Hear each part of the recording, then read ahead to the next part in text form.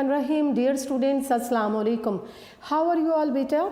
Let us start our today's lecture. Today's lecture include some of the idioms. We will practice some idioms from unique notes, and at the same time we will complete our exercise of chapter number 12 from book 2. जी आज कुछ idiom किए जाएंगे और chapter number 12 जो हमने पढ़ लिया है Hitchhiking Across the Sahara, उसके आज synonyms करवाऊंगी और question answers. तो idioms हम लोग कर रहे हैं letter C से और 21 to 30 तक ये इडियम्स मैं आपको आज करवाऊंगी. 21 पे देख लीजिएगा आपके नोट्स में लेटर सी है और इडियम है 21 नंबर पर. To come to grief. To come to grief होगा टू फेस अ ट्रबल, किसी मुसीबत का सामना करना. जी बेटे इसका सेंटेंस होगा if you keep bad company you will come to grief someday. If you keep bad company you will come to grief someday. अगर तुम बुरी सोहबत रखोगे तो किसी दिन नुकसान उठाओगे. Number 22 come to light. come to life का मतलब disclosed, आश्कार हो जाना, revealed, जाहिर हो जाना, सामने आ जाना, revealed, disclosed. Ji a murder comes to light one day or the other, it never remains hidden. कत्ल जो है वो कभी ना कभी मंजर आम पे आ जाता है, सामने आ जाता है और छुपा हुआ नहीं रहता. Number 23 very important to come off with flying colors, to get success, to get marvelous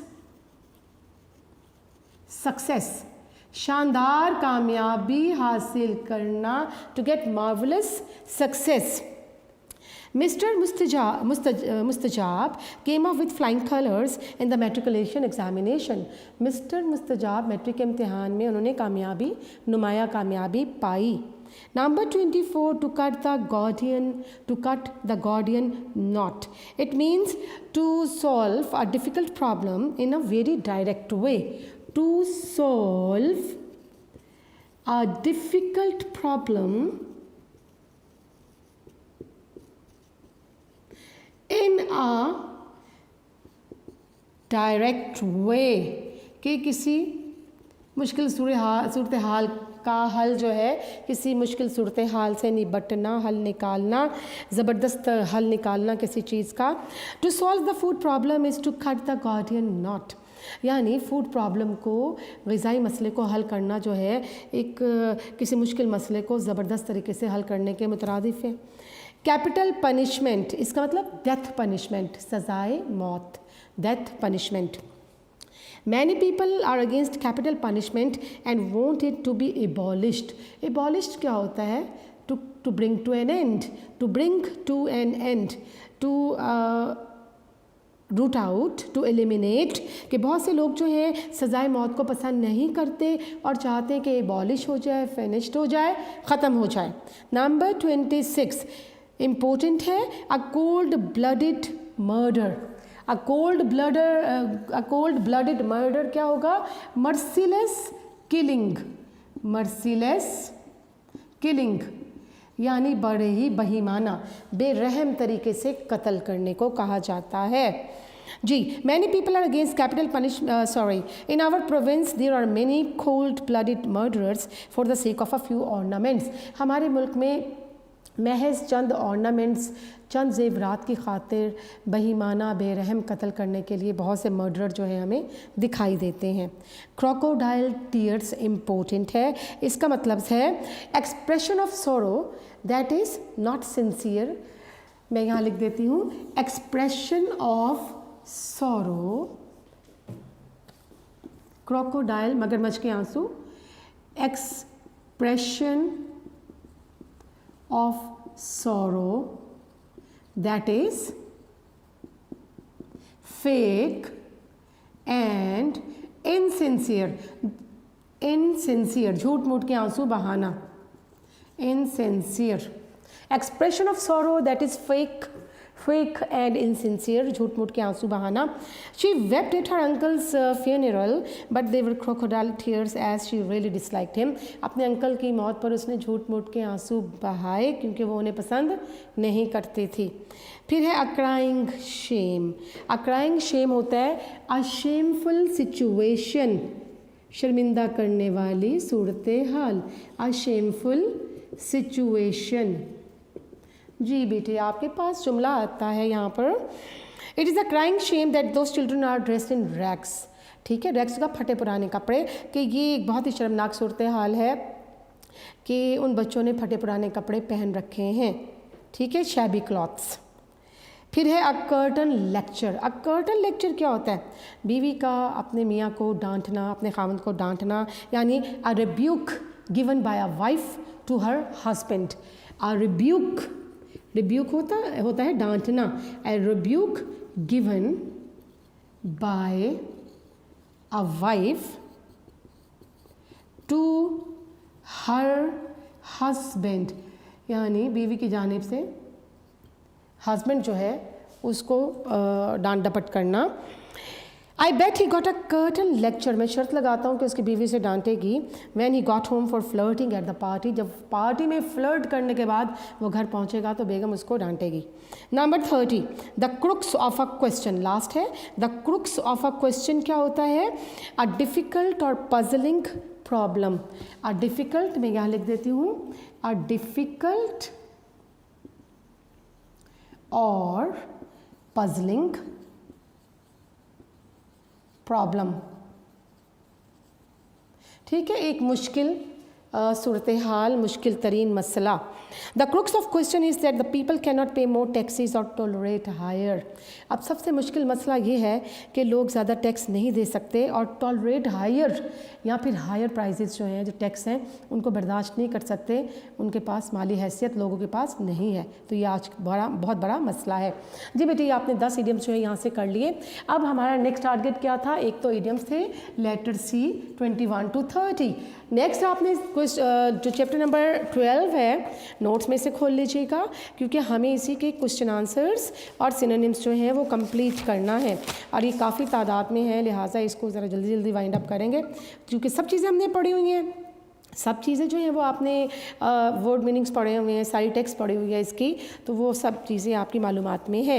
जी बेटे, सबसे पहले सिनोनिम्स आते हैं मेरे पास. नंबर 1 है स्ट्रेचिंग. स्ट्रेचिंग फैला हुआ, और इसका मीनिंग क्या होगा? एक्सटेंडिंग. सी ऑप्शन, एक्सटेंडिंग, फैला हुआ. नंबर 2 है जाइगेंटिक. जाइगेंटिक होता है इनॉर्मस, मॉन्स्ट्रस, ह्यूज, बहुत बड़ा. ऑप्शन है D, monstrous. Number 3 immense. Immense होता है वास्ट, बहुत वसी, बहुत फैला हुआ. तो इमेंस होता है बहुत वास्ट, तो यहाँ पर ऑप्शन ए है, वास्ट. नंबर 4 इंटेंसली होता है बहुत ज़्यादा शदीद, सिवियरली, एक्सट्रीमली, तो यहाँ पर बी ऑप्शन हमारे पास आ रही है डायरेक्ट, सिवियरली. Number 5 vegetation. बेटे सब चीज़ें आपके पास लिखी हुई हैं, सब आपके पास की भी मौजूद है और ये सारी चेक्ड हैं, सब चीज़ें दुरुस्त हैं, तो आप इनसे ज़ाहिर रुजू कर सकते हैं. तो इनको गो थ्रू कर लेने से ये फ़ायदा है, एक दफ़ा फिर इन टच हो जाएंगे आप अपने लेसन से. जी वेजिटेशन होता है सब्ज़ा, और फॉलिएज क्या होता है? सब्ज़ा. C option. नंबर 6 अनइनहैबिटेड होता है गैर गुंजान आबाद, जहाँ आबादी ना हो. ऑप्शन है डी, आंसर है डी, अनपॉपुलेटेड, गैर गुंजानाबाद. नंबर 7 ओकेजनल होता है कभी कभार, जो कसरत से नहीं होता वाक़या, और आंसर है ए ऑप्शन, इनफ्रीक्वेंट. नंबर 8 है अलार्मिंग. अलार्मिंग क्या होता है? खौफजदा करने वाला, तो इसका जवाब होगा ऑप्शन सी, फ्राइटनिंग. फिर आपके पास नंबर 9 पे वॉन्डरलस्ट. वॉन्डरलस्ट क्या होता है? ट्रैवलिंग की एक अर्ज, एक ख्वाहिश, ट्रैवलिंग की ख्वाहिश, तो यहाँ पर डी ऑप्शन है, डी ऑप्शन है, अर्ज टू ट्रैवल, ये आंसर होगा. Number 10 mode. मोड क्या होता है? ज़रिया, और इसका आंसर ए है, मीन्स, ज़रिया. Number 11 agonising. एगोनाइजिंग होता है तकलीफ़ दे, और हमारे पास सी ऑप्शन है, पेनफुल, तकलीफ़ दे. नंबर 12 है रेगुलेशंस, का मतलब होता है ज़वाबित, और यहाँ पर सी ऑप्शन है, रूल्स, असूल ज़वाबित, ये आंसर होगा. नंबर 13 विदड्रॉन, का मतलब होता है मनसूख कर देना, कैंसिल हो जाना, तो नंबर सी ऑप्शन है, कैंसल्ड, मनसूख हो जाना. फिर है नंबर 14 पे टिपिकल। टिपिकल क्या होता है? Average, normal. तो नंबर ए ऑप्शन है एवरेज। नंबर 15 है विजिलेंट। विजिलेंट होता है बड़ा मोहतात, बड़ा केयरफुल, कॉशियस। तो यहाँ डी ऑप्शन है कॉशियस। नंबर 16 वेग। वेग क्या होता है? अनक्लियर, जो वाजे नहीं होता। तो यहाँ डी ऑप्शन है अनक्लियर। नंबर 17 लजरली। लजरली होता है बड़े पुरसकून अंदाज में, रिलैक्स्ड, कंफर्टेड। तो यहाँ सी ऑप्शन है रिलैक्स्ड और यही आंसर है। Number 18 uncanny. अनकैनी क्या होता है बेटा? स्ट्रेंज, अजीब व गरीब। तो यहाँ बी ऑप्शन है स्ट्रेंज, ये इसका आंसर होगा। नंबर 19 है बाइट ऑन। बाइट ऑन होता है ग्रिप करना, होल्ड ऑन, किसी चीज़ को पकड़ में ले लेना। तो यहाँ पर ए ऑप्शन है ग्रिप और यही आंसर है। नंबर 20 है आउटडोर्स। आउटडोर्स होता है बहुत मुश्किल, डिफ़िकल्ट। तो यहाँ ऑप्शन है सी डिफ़िकल्ट। ड्यून होता है रेत का तोदा, रेत का टीला। तो यहाँ पर ए ऑप्शन है माउंट और ये आंसर है। ड्रेन्ड होगा कंज्यूम कर लेना, इस्तेमाल में ले आना, पी जाना। तो डिप्लीटेड का मतलब भी यही होगा। तो बी ऑप्शन आंसर है। 23 नंबर पे, 23rd नंबर पे है स्पेयर्ड। स्पेयर्ड का मतलब छोड़ देना, लेफ्ट। तो यहाँ डी ऑप्शन है लेफ्ट। 24 पे है ग्रिम। ग्रिम होता है बड़ी मायूस कुन सूरत हाल, तारीख, डिप्रेसिंग। तो डी ऑप्शन है डिप्रेसिंग और यही आंसर होगा। नंबर 25 है विविडली। विविडली होता है क्लियरली, वाज़े तौर पर। तो सी ऑप्शन है क्लियरली, वाज़े तौर पर और ये इसका आंसर है। बेटा ये सारा हमने टेक्स्ट में पढ़ा है, बहुत डिटेल टेक्स्ट थी और अगर मैं इसी एक्सरसाइज को बहुत डेप्थ में ले जाऊंगी तो 3-4 लेक्चर इसमें ज़ाया हो जाएंगे। तो लिहाजा ये सब चीज़ें आपने पढ़ी हुई हैं, हम जस्ट इसको गो थ्रू कर रहे हैं, तो आप साथ साथ इसको टिक करते जाइए। होप्ड का मतलब होता है जम्प्ड, छलांग लगाना। तो यहाँ ए ऑप्शन है जम्प्ड। नेक्स्ट 27 पे आपके पास आता है फियरसर। फियरसर होता है खौफनाक और यहाँ पर फिरोशियस। तो यहाँ पर डी ऑप्शन है फिरोशियस, उसका मतलब भी खौफनाक। फॉगी का मतलब होता है सर चकराता हुआ महसूस होना, डिज़ी। तो यहाँ डी ऑप्शन है डिज़ी और ये इसका आंसर है। 29 पे है फेंट। फेंट का मतलब ब्लैकआउट हो जाना, बेहोश हो जाना। तो यहाँ ए ऑप्शन है ब्लैकआउट और ये आंसर होगा। 30 नंबर पे है पाउंडिंग। पाउंडिंग होता है बजना, ज़ोर ज़ोर से बजना, सर का बजना भी हो सकता है, चकराना। तो यहाँ बीटिंग हो सकता है। तो इसका आंसर बी पे लिखा हुआ है बीटिंग। 31 पे है इनक्रेडिबल। इनक्रेडिबल होता है नाकाबिले यकीन। तो ये अनबिलीवेबल। तो यहाँ पर डी ऑप्शन है, D for dog, D option है अनबिलीवेबल, नाकाबिले यकीन। फिर है आपके पास 32 पे फैसिनेटिंग। फैसिनेटिंग होता है दिल फरेब, कैप्टिवेटिंग। D option captivating. फिर आपके पास 33 पे आता है एम्यूनेशन होता है असला, आर्म्स। तो यहाँ पर सी ऑप्शन है आर्म्स, ARMS। 34 पे है डिज़ास्ट्रस, तबाहकुन। तो यहाँ पर सी र्यूनस। तो यहाँ सी ऑप्शन है र्यूनस, इसका आंसर भी यही है। 35 पे है वॉयलेंटली। वॉयलेंटली होता है बुरी तरह से, खौफनाक तरीके से, फियरसली। तो ये वर्ड फियरसली सी ऑप्शन पे लिखा है, यही आंसर है। फिर नंबर 36 पे आ जाइए। कोलैप्स का मतलब होता है फेंट हो जाना, गिर जाना, फेंट हो जाना। तो यहाँ पर ए ऑप्शन है फेंट। आपने टेक्स्ट कॉन्टेक्स्ट में लेके चलना है चीज़ों को, जो उसका आपका लेसन में मीनिंग यूज़ हुआ है। Number 37 blazing. ब्लेजिंग होता है जलता हुआ, बर्निंग। और यहाँ पर डी ऑप्शन है बर्निंग और आंसर है।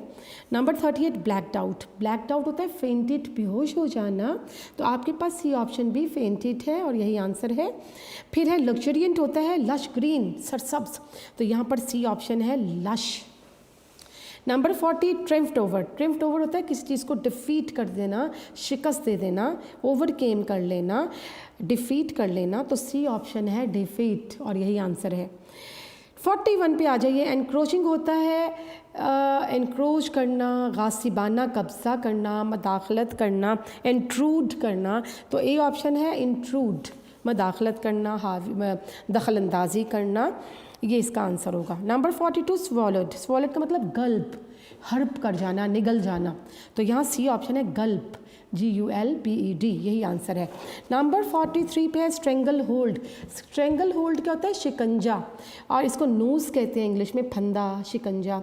तो ए ऑप्शन है नूज़, यही आंसर है। फिर आपके पास 44 पे है क्लमजी। क्या होता है क्लमजी? बदनुमा, भद्दा, ऑकवर्ड। तो डी ऑप्शन ऑकवर्ड लिखा है और यही आंसर है। 45 पे है रिलक्टेंट, हिचकिचाते हुए, हेजिटेंट। ठीक है, तो सी ऑप्शन है आंसर, हेजिटेंट। 46 पे आ जाइए। स्टिफलिंग होता है दम घुटने वाला, दम घुटने वाली, सफोकेटिंग। तो बी ऑप्शन सफोकेटिंग आंसर होगा। 47 पे स्टैगर्ड। स्टैगर्ड होता है फॉल्टर्ड, टू मूव अनस्टेडीली, कि लड़खड़ाते हुए जाना, फॉल्टर्ड। तो यहाँ पर ए ऑप्शन है FALTERED, फॉल्टर्ड इसका जवाब होगा स्टैगर्ड का। एस्टॉनिशमेंट क्या होता है? हैरानगी, बिविल्डरमेंट। तो सी ऑप्शन है बिविल्डरमेंट। 49 पे आइए क्वार्टर्ड। क्वार्टर्ड का मतलब क़याम पजीर होना, स्टेशनड। तो यहाँ पर डी ऑप्शन लिखी है स्टेशनड। 50 नंबर पे आइए एडैप्ट। एडैप्ट का मतलब मोल्ड करना, एडजस्ट करना अपने आप को किसी सिचुएशन के अकॉर्डिंग। तो ए ऑप्शन आ गई एडजस्ट, एडजस्टेड। 51 पे है परसुएट। परसुएट का मतलब कायल करना, कन्विंस करना। तो सी ऑप्शन है कन्विंस। 52 पर आ जाइए एनकैम्पमेंट। एनकैम्पमेंट खैमे को कहा जाता है, कैंप को। तो सी ऑप्शन कैंप आंसर होगा। प्रिमिटिव होता है एंशंट। तो बी ऑप्शन एंशंट इसका जवाब होगा। तो नंबर 54 पे आ जाइए फॉर्मिडेबल। फॉर्मिडेबल होता है ख़तरनाक किस्म की, फियरसम, फ्राइटनिंग। तो आपके पास ऑप्शन है बी फियरसम, खौफनाक। बेटे आपको वर्ड के मीनिंग अगर आप मालूम है तो आपको ऑप्शन किसी तरह के भी दी जाए, उसमें जो करेक्ट ऑप्शन है, जो उसका मीनिंग होगा उसी वर्ड का, वो आप आसानी से गेस कर लोगे। तो मीनिंग ज़रूर याद रखिए। एंड्योर्ड होगा बर्दाश्त करना। तो इसका आंसर होगा borne, BORNE, C option. Setting out होगा 56 पे है रवाना होना, स्टार्टिंग, शुरू करना सफ़र। तो बी ऑप्शन है स्टार्टिंग। 57 पे है रिप्लेनिश। रिप्लेनिश होता है दोबारा से भरना, किसी चीज़ को रीफिल करना। तो हमारे पास ये ऑप्शन है रीफिल। सेट ऑफ होगा रवाना होना, और हेडिड टूवर्ड्स। तो ए ऑप्शन है हेडिड, यही इसका आंसर है। 59 पे है विलिंगली। विलिंगली होता है रजामंदी से, आमादगी से। तो इसका आंसर होगा readily, readily, C option. Less appetizing होता है बिटर, यानी not good in taste, unpleasant, taste में अच्छा ना होना।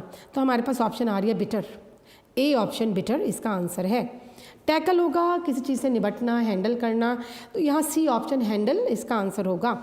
पार्च्ड, पार्च का मतलब होता है डिहाइड्रेटेड, खुश्क हो जाना, बिल्कुल ज़बान का खुश्क हो जाना इसमें लिखा हुआ है। तो यहाँ डिहाइड्रेटेड ऑप्शन है ए। नंबर 63 पे आइए। नोटोरियस होता है बेटा बदनाम ज़माना। तो इनफेमस कहते हैं। तो यहाँ पर सी ऑप्शन इनफेमस आंसर होगा। नंबर 64 इंस्टिंक्टिवली होता है दानस्ता तौर पर, जानबूझकर, शऊरी तौर पर, इरादतन, इम्पल्सिवली। तो सी ऑप्शन इम्पल्सिवली इसका आंसर होगा। फिर नंबर 65 पे डिप्रेशन। डिप्रेशन होता है होल, गढ़ा। तो ए ऑप्शन है होलोनेस, कोई खोखला गढ़ा। इनक्रेडिबल होता है नाकाबिले यकीन, अनबिलीवेबल। तो यहाँ पर ए ऑप्शन है अनबिलीवेबल इसका आंसर। Number 67 impact. इम्पैक्ट क्या होता है? असर। डी ऑप्शन है अफेक्ट, इसको भी असर कहते हैं, ये आंसर होगा।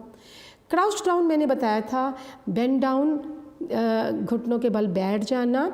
तो यहाँ पर बेंड डाउन बी ऑप्शन है and that is the answer. And number 69 is drastic. Drastic mean strong, बहुत मजबूत और तेज़ किस्म का, सख्त किस्म का, ड्रास्टिक। तो बेटे हम लिखेंगे strong, A option. Number 70 suffocated. Suffocated होता है स्टिफल्ड, दम घुट जाना, स्टिफलिंग, स्टिफल्ड। तो डी ऑप्शन है स्टिफल्ड और इसका आंसर है। स्ट्रेस क्या होता है? दबाव, स्ट्रेन। तो यहाँ सी ऑप्शन स्ट्रेन इसका आंसर है। 72 पे आइए इंक्लाइन। इंक्लाइन होता है वो ढलवान, स्लोप। सी ऑप्शन आंसर होगा। 73 फैंग। फैंग्स क्या होते हैं? तीत, पॉइजनस तीत। तो यहाँ पर तीत लिखा हुआ है, पॉइजनस नहीं है लेकिन वो बेसिकली पॉइजनस तीत होते हैं, तीत को कहा जाता है ना। तो यहाँ तीत ऑप्शन होगी। आगे 74 पे जेस्चर्स। जेस्चर्स होता है साइंस, साइन, इलामात, हाथ की हरकत। तो यहाँ बी ऑप्शन साइंस लिखा हुआ है। 75 पे स्पेसिमेन। स्पेसिमेन होता है काइंड, किस्म। और बी ऑप्शन, सी ऑप्शन पे काइंड लिखा हुआ है, टाइप, टाइप, काइंड, किसी किस्म का। 76 पे है ग्लिम्स। और ग्लिम्स क्या होता है? ग्लैंस, झलक। और सी ऑप्शन पे ग्लैंस लिखा है। नंबर 77 है क्यूरियस। क्यूरियस होता है अजीबो गरीब, क्यूरियस होता है कीन, ईगर, डिज़ायर, लेकिन यहाँ टेक्स्ट में इस्तेमाल हुआ है किस सेंस में, ही एक्सपीरियंस्ड अ क्यूरियस लॉन्गिंग, यहाँ क्यूरियस होगा स्ट्रेंज, तो हमारे पास सी ऑप्शन लिखी है स्ट्रेंज। नंबर 78 लॉन्गिंग, लॉन्गिंग होती है हमारी ख्वाहिशात, डिज़ायर्स, तो नंबर सी आंसर होगा डिज़ायर। 79 पे लिखा है टॉयल्ड, टॉयल का मतलब सख्त मेहनत करना, लेबर्ड, तो ए पे लिखा है आंसर लेबर्ड। नंबर 80 डिटूर, डिटूर क्या होता है, ऑल्टरनेटिव रूट, मुतबादिल रास्ता, तो आंसर है सी ऑल्टरनेटिव रूट। 81 पे है विगरसली, विगरसली होता है बड़े पुरजोश अंदाज में, पुरजोर तरीके से, एंथ्यूसिस्टिकली, तो ए ऑप्शन इसका आंसर होगा एंथ्यूसिस्टिकली। 82 है स्पाउट, स्पाउट होता है वो जो केतली का स्पाउट होता है, टूंटी होती है जो उसकी जहाँ से चाय निकाली जाती है, नोज़ल कहा जाता है, तो सी ऑप्शन है नोज़ल इसका आंसर। 83 पे है बिट्स, बिट्स होता है टुकड़े, पीसीस, और आंसर है B. On inspiration, on inspiration होता है कि कोई आइडिया, अनोखा सा ख्याल आना, ब्रेन वेव कहा जाता है इसे, ब्रेन वेव, ए आंसर होगा ब्रेन वेव। 85 बिटरली, बिटरली होता है सिवियरली, बुरी तरह से, शिद्दत से, तो सिवियरली सी ऑप्शन जवाब होगा। 86 पिक्चरिंग, पिक्चरिंग होगा इमेजिनिंग, तसव्वुर करना, इमेजिनिंग, बी ऑप्शन आंसर है। 87 नोशन, नोशन होता है आइडिया, ख्याल, ए ऑप्शन आंसर होगा idea. Dawned on, dawned on होता है पता चलना, डाउन ऑन पता चलना, ऑकर्ड टू, तो यहाँ पर डी ऑप्शन है ऑकर्ड टू इसका आंसर। स्कीम होता है क्या, प्लान को कहा जाता है, मंसूबे को, तो बी ऑप्शन इसका आंसर होगा। बेटे ये सारे आंसर्स आपको मिल जाएंगे, इसमें की बनी हुई है, की मौजूद है और हमने टेक्स्ट में भी पढ़े हैं सब। 90 पे लिखा है लेबोरियसली होता है बहुत मुशक्क़त से, बहुत तकलीफ़ उठाकर, पेन्स टेकिंगली, तो यहाँ पर सी ऑप्शन है पेन्स टेकिंगली। नंबर 91 है इनवाइटिंग, इनवाइटिंग होता है प्लेजेंट, टेम्पटिंग जो आपको माइल करे अपने तरफ, तो यहाँ टेम्पटिंग ए जो है ऑप्शन है जवाब इसका, ठीक है जी।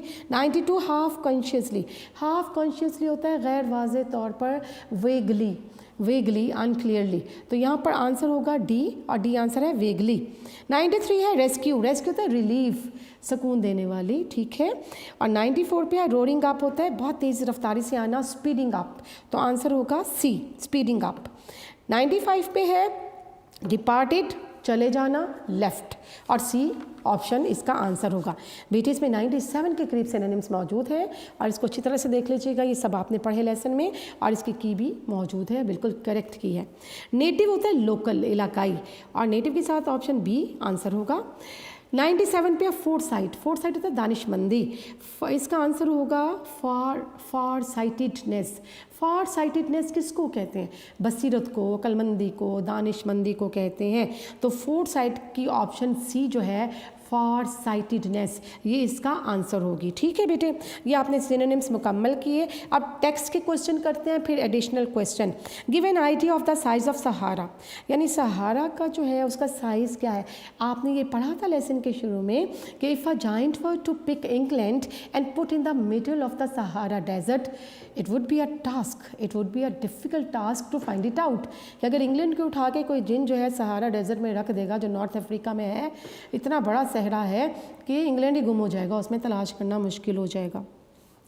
नंबर 2 क्वेश्चन आपके पास आता है कि how did Christopher develop interest in crossing the Sahara, Sahara cross करने की इंटरेस्ट कैसे डेवलप हुई। When he was a child, when he was a baby, he used to make mischiefs, and whenever he used to make a mischief, his foster mother threatened him to send him to Timbuktu, a far off land in north Africa. जब वो बचपन में बहुत शरारतें करता था तो जो उसकी फोस्टर मदर थी वो उसको कहा करती थी कि तुम्हें टिम्बकटू भेज दूंगी, और बजाय इसके कि वो डरे, उसमें एक वंडर लस्ट थी, ख्वाहिश थी कि मैं ये जगह देख के तो आऊँ, सहरा में कहाँ है। Number 3, how did Christopher manage to get a seat in weapon carrier. Weapon carrier में, वेपन करियर जो वेपन ला रहा था जो ट्रक, उसमें क्रिस्टोफर ने कैसे लिफ्ट हासिल की, यानी he showed a permit to the lieutenant which was issued to him from war ministry to collect an some material for an article, later on that was cancelled. उसने एक permit दिखाया जो उसको मिला हुआ था वॉर मिनिस्ट्री की तरफ से, और लेफ्टिनेंट से कहा कि मुझे लिफ्ट दे दो, मैं किसी ऐसे के लिए, आर्टिकल के लिए मवाद इकट्ठा कर रहा हूँ। एक्चुअली वो परमिट कैंसिल हो चुका था, लेकिन उसकी बैक पेज को लेफ्टिनेंट ने देखा ही नहीं जहाँ कैंसिल की मोहर लगी हुई थी, लिहाजा इसको लिफ्ट मिल गई वेपन करियर में। Number 4, what was the most noticeable feature of desert city name Gadaya. Gadaya का जो फीचर्स थे वो क्या थे? यानी there were too many flies in Gadaya, there were many flies and these flies were stickier than any other place than anywhere else, कि वहाँ मक्खियाँ बहुत ज़्यादा थी गाडाया में। Even the flies had covered the faces of the children like a mask. ठीक है जी बेटे, आपके क्वेश्चन कितने हो गए? आपके क्वेश्चन हो गए 4। नंबर 5 पे आइए, how did they manage to drive the heavy truck in the trackless desert without its soft sand. देखो बेटे, जो सॉफ्ट सैंड थी वहाँ पर ट्रक तो चलाना मुमकिन नहीं था, वहाँ पर धंस जाते थे पहिए, तो वो क्या करते थे, यानी the driver spread 10 feet long strips of steel mesh to make a runway so that the wheels could bite on them. उसने वो जो 10 feet लॉन्ग स्ट्रिप्स थी लोहे की, उनको जोड़ के ट्रैक बनाया ताकि ट्रैक के ऊपर ट्रक चले आगे और आगे बढ़ जाए।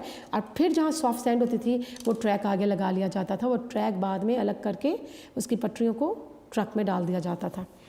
What did the driver of truck tell Christopher about the 3 Englishmen who had attempted to cross the desert? 3 अंग्रेज़ों ने अटैम्प्ट करने की कोशिश की थी डेजर्ट को क्रॉस करने के, डेजर्ट को क्रॉस करना था। तो उसके हवाले से क्या कहानी सुनाई ड्राइवर ने, यानी उसने कहा कि the 3 Englishmen tried to cross a part of the desert with 1 day water supply, but after 3 days their car was found stuck in sand dune। के 3 दिन बाद उन्होंने 1 दिन की वाटर सप्लाई से जनाब वो जो सहरा के एक हिस्से को अबूर करने की कोशिश की थी, पानी ख़त्म हो गया तो क्या हुआ कि उनकी कार जो है वो सैंड ड्यून में, टीले में स्टक हो गई और later on their bodies were found like dried leaves. Number next, give an account of the little town El Golea. El Golea को कंपेयर करना है इन सलाह के साथ और बताना है कि डिफरेंस क्या है। आपने पढ़ा था ना, एल्गोलिया was a town, a beautiful fascinating town with plenty of water, plenty of shady trees and swimming pools, whereas in Salha it was all covered with sand and it was fighting a battle of its survival। कि वो तो नखलिस्तान था, true oasis अल्गोलिया, और इन सलाह जो था इस पे रेत जो है वो कब्ज़ा करती जा रही थी और टाउन ख़त्म होता जा रहा था। जी बेटा, फिर है what do you know of professor Claude Bilangernen. आपने पढ़ा था ही was a French professor who had devoted his life to educate the people of Touareg in Tamanrasset. Tamanrasset के इलाके में प्रोफेसर साहब ने टॉरेज कबीले के लोगों की तालीम के लिए अपने आप को वक्फ कर दिया था। Describe the events leading to the killing of camel. Camel जो है उन्होंने किल किया था रास्ते में सहरा में, तो वो सारी इवेंट आपने बयान करनी है। देखो बेटा, when Christopher and his companions had to face shortage of water, rather there was no water at all to drink, तो उन्होंने क्या किया, they slaughtered one of the camel and they stored its greenish liquid into a bag and drank this fluid. This green fluid kept them going for another 2 days। क्योंकि पानी नहीं था, अगले 2 दिन गुजारा करना था, कोई टाउन करीब नहीं है, वाटर होल नहीं है, तो वो कैमल को ज़िबा किया गया, उसके स्टमक से ग्रीनिश लिक्विड को निकाल कर बैग में भरा गया और उसको पीते रहे। Number 10, describe Christopher journey through the land of thirst and death. देखो बेटा, land of thirst and death जो है वहाँ पर उसके जर्नी को बयान करना है। It was such a difficult part of the desert journey, of the journey through Sahara. क्रिस्टोफर का सबसे मुश्किल तरीन ये मरहला था सफ़र का, because this area was notorious for sand storms and dried water holes. यहाँ पर पानी भी नहीं था और यहाँ पर सैंड स्टॉर्म भी बहुत आते थे जिसमें काफ़िले दब के मर जाते थे। ठीक है, तो ये जगह उसकी बड़ी ख़तरनाक थी, the land of thirst and death. फिर ये है, how did Christopher manage to get water out of the well at In Bengaret. जब वह इन बेंगारेट गया है तो वहाँ पर उसने पानी कैसे निकाला है, ठीक है, क्योंकि he was not having any rope at all. उसने क्या किया, वॉट एवर बिट्स और the pieces of clothes were available, he tied them, joint them together to make a rope, and then he was having a transistor, एक transistor था और उसके अंदर एक वायर थी, and he twisted the wire into several strands। उसने लड़ियाँ पड़ोई उस तारों की और उसको रस्सी बनाई और in this way he was able to get water out of the well। जी बेटे, ये आपके क्वेश्चन थे टेक्स्ट वाले। अब थोड़े एडिशनल क्वेश्चन की जानिब आते हैं। एडिशनल क्वेश्चन में आपके पास आता है what description of Sahara does the author present in the ऐसे। ऐसे में हमें क्या डिस्क्रिप्शन दे गया सहारा का? वो कह रहा है कि this area for countless years had been consisted of stretches of barren land. It was consisted of stretches of barren land, and there was intensely hot, extremely hot during. It was intensely hot during the day. There were few wells and little vegetation. ना यहाँ पर कुएं थे, ना यहाँ पर सब्ज़ा था, तो ये हालत थी वहाँ की, barren area था। अगला सवाल है 13 नंबर पे, what mode of travel did Christopher adopt? Mode of travel क्या था? Christopher he did his journey mostly in trucks और बाय कैमल्स। ठीक है, कैमल्स के जरिए भी सफ़र किया और ट्रक्स के जरिए भी।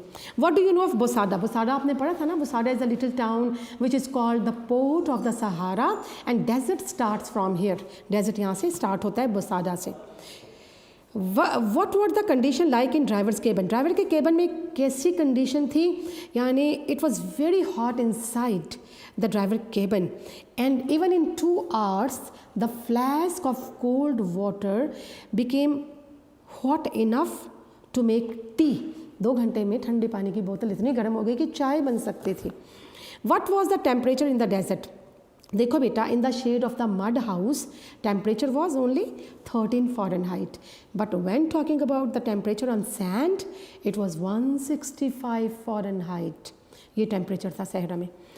What is the distance between Tamanrasset और टिम्बकटू का डिस्टेंस कितना है? It was about 1280 kilometres. फिर सवाल है what incident added to the misery of Christopher? Christopher की मिजरी में किस चीज़ से इजाफा हुआ, तकलीफ उसने कैसे बढ़ाई? देखो, एट वन हमने देखा कि during his journey when he was sick of thirst he jumped out of his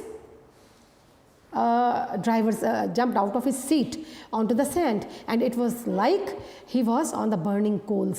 एक मौके पर प्यास की इतनी शिद्दत थी कि उसने जलती हुई रेत पर छलांग लगा दी। ट्रक में से, ट्रक रुका हुआ था, छलांग लगा दी, ऐसा लगा कोयलों के बेड पे गिर गया हो।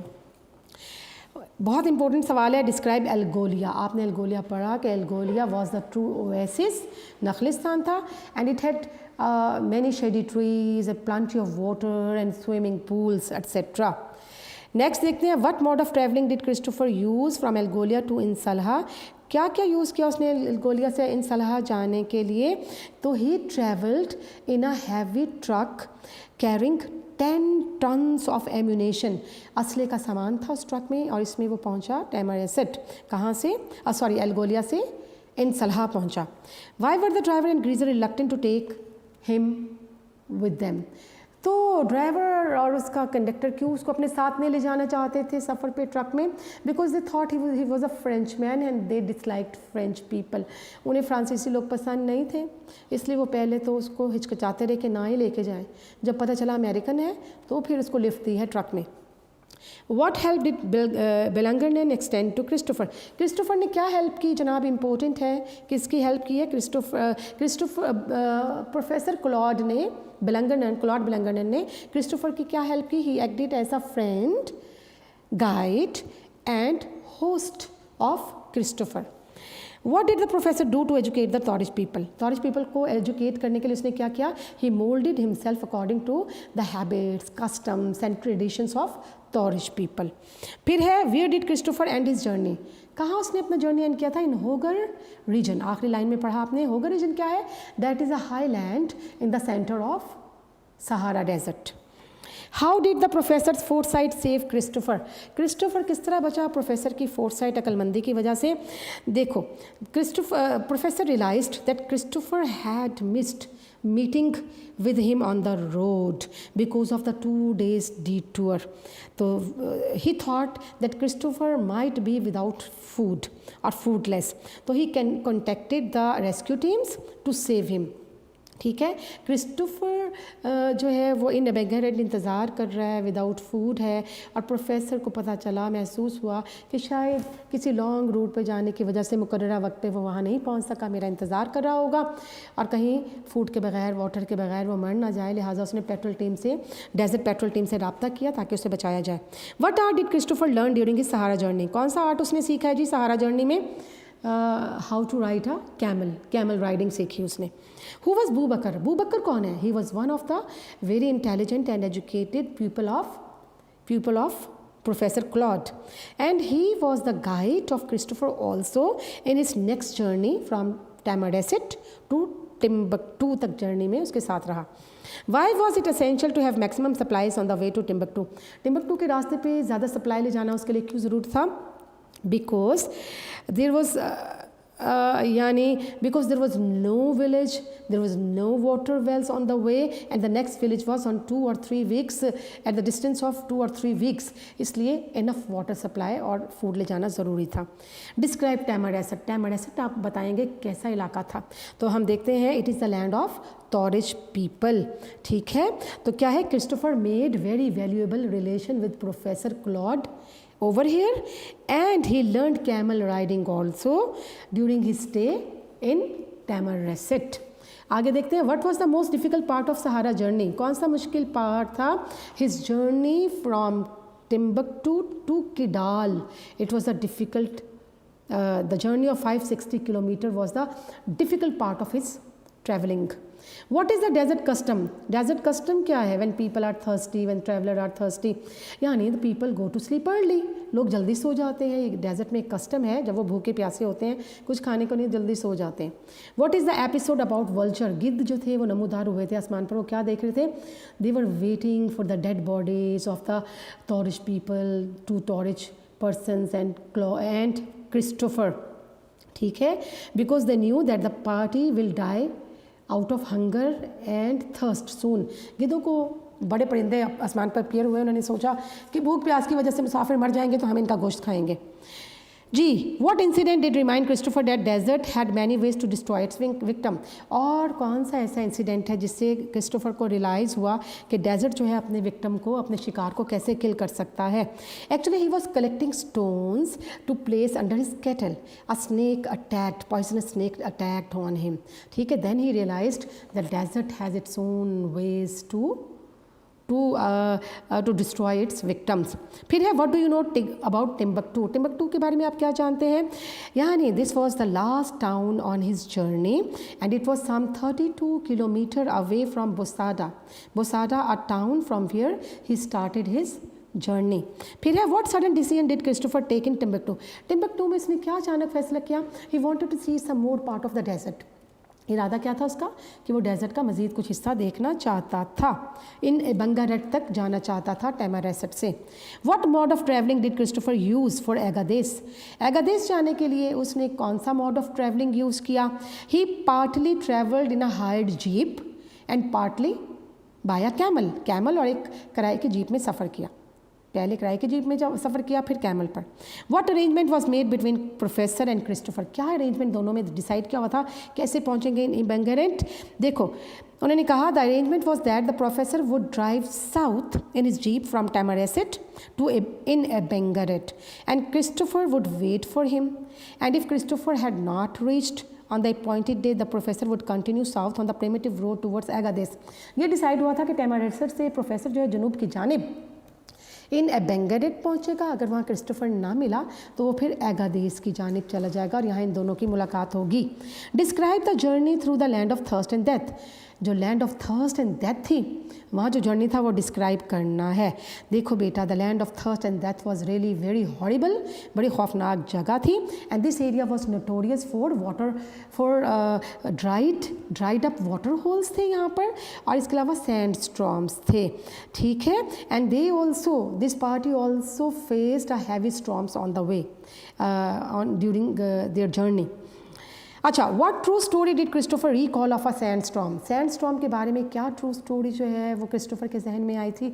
When he faced a sandstorm in the desert, he recalled the story that how a caravan of 1200 camels was buried in the sand in such a sandstorm, कि किस तरह 1200 पर मुश्तमिल कैमल्स का एक काफिला सैंड बरीड हो रेत में दब चुका होगा, ख़त्म हो चुका होगा।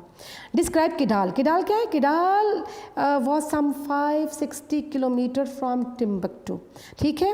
And Christopher had to pass through the land of Christopher had to pass through the land of thirst and death to reach to Kidal. पहुंचने के लिए उसे लैंड ऑफ थर्स्ट और land of thirst and death से गुजरना था। Describe in एबेंगरेट। In Abengaret क्या है? There was no village in Abengaret, rather there was the only building was a बुर्ज और मीनार।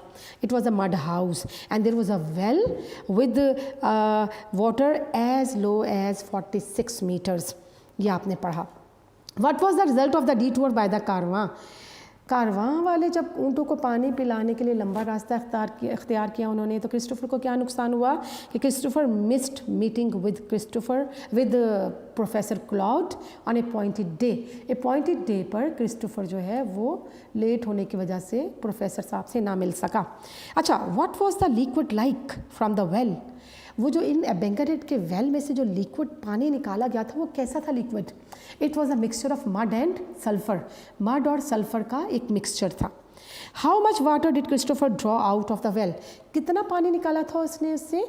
यानी he drew water with a small teapot half full of water. It was about 23 liter water he drew out of the well. 23 litre के करीब पानी जो है वो उसने अपने लिए गंधक नुमा पानी, गंधक और मड मिक्सचर की तरह का वो पानी था, ये निकाला।